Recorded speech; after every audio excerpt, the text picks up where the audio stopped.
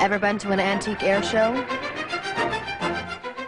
Go to any major airport, because airlines in the U.S. have the oldest fleets of planes in the Western world. Did you know the average age of a Boeing 727 that's still flying is over 22 years old? That's the average. The 727 you fly tomorrow could be 30 years old. That means it was made in 1966. I think people are entitled to know how old the aircraft that they're traveling in is and how many departure and arrival landings there have been in order to determine whether these aging aircraft should be retired by the airline companies. Air travel can only be as safe as the plane itself. And for most of us, it's a marvel these metallic dinosaurs can even get off the ground. Industry giant Boeing has been having a bumpy ride lately. Since December, the reliable 757 has had 2 ghastly accidents. And the 737, the most popular 2-engine commercial jet in history, is suspect after 2 unsolved catastrophes. We have 2 accidents presently, Colorado Springs and Pittsburgh, both involving the same type of aircraft. NTSB Chairman Jim Hall runs the agency charged with pinpointing the cause of every crash and then recommending safety policies. I'm not satisfied that the 737 is still flying today, and we have not had implementation of the recommendations out of the Pittsburgh crash. In the Pittsburgh and Colorado Springs crashes, both 737s went down in clear weather, just dropped out of the sky. The death toll, 157 people. And then since February, another 2 crashes. A 737 went down in Peru, killing 123. And our country mourned the loss of some of its brightest leaders when a military version of the 737 went down on April 3rd, killing all on board. Boeing declined our request for an interview, but we did speak with David Hinson, head of the FAA. He has the authority to ground a plane if it's deemed unsafe. If you take all of the flight hours and all of the accidents, it's still one of the very safest airplanes in the air, so it's safe. Investigators still don't know why the 737s are going down. And here's another case of a plane still flying where they do know why it's crashed. The ATR-72. For some, not enough is being done to fix this plane. It is a devastating scene. There is a small crater there, and the wreckage is strewn in a fairly close radius around the impact site. Massive destruction of this. Halloween, 1994. 64 passengers board American Eagle Flight 4184 and fly into a freezing Midwest rainstorm. If only they'd been informed that their plane, an ATR-72, has a history of problems in icy weather. Many of those people, maybe all of them, might have gotten off the ill-fated flight. The following is a dramatization using actual flight data and pilot transcripts from Flight 4184. Hello, Eagle, Flight 184. Should be about 10 minutes until you cleared in. No, I can double check on that. Just sent a message to dispatch. And 10 more minutes, she said. Whoa! I know we do that. I'm trying to keep it at 180. Oh. Whoops!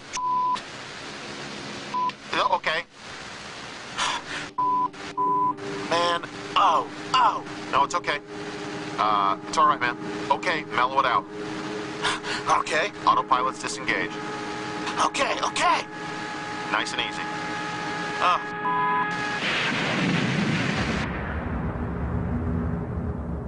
After the crash, some pilots actually walked off the job rather than fly the ATR-72 in icy conditions.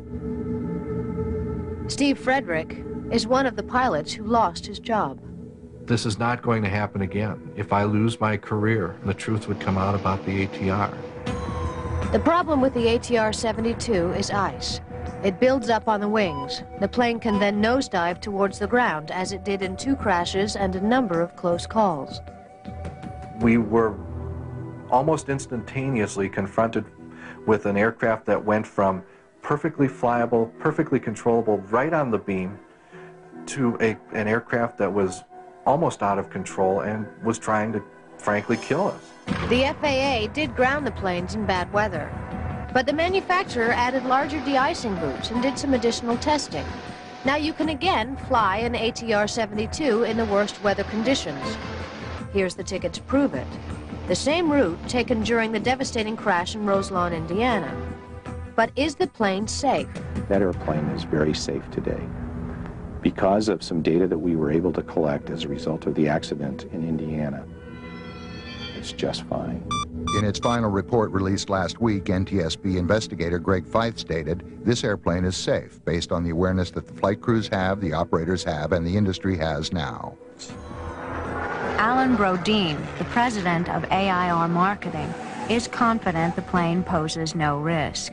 Quote, after extensive icing tests conducted by ATR, a combination of procedures and modifications implemented on the fleet since June 1995 have resulted in the highest level of safety. These planes had no incidents throughout the very extreme icing conditions of the 1995-96 winter. As long as the ticket agents give them the go-ahead to get on that airplane, passengers get on them without a second thought. And I think that people should start having second thoughts. Take a look at where they are placing their behinds. And while we're at it, we should watch where we're landing.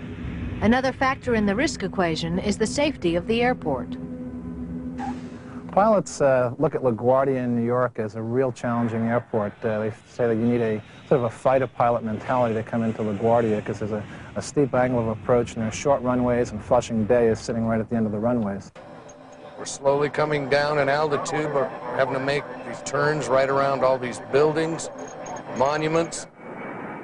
Another difficult approach is Washington, D.C.'s National Airport, rated the most challenging by pilots in a Condé Nast poll. It's very unusual because you're coming down this river and you're looking out over here for the airport, following visual points on the ground, and your attention is really diverted away from flying the airplane. At many airports, including National and John Wayne in Orange County, California, local regulations are in place to reduce jet noise.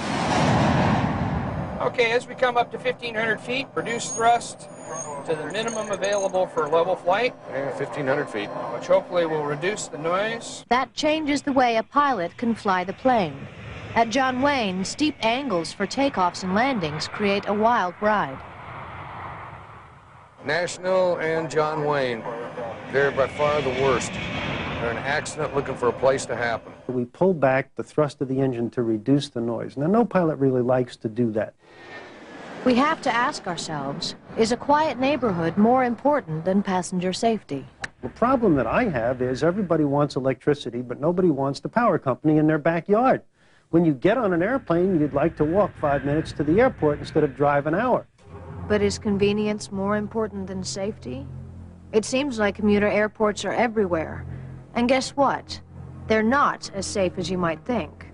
They can be tricky for landings and sometimes lack the latest safety equipment.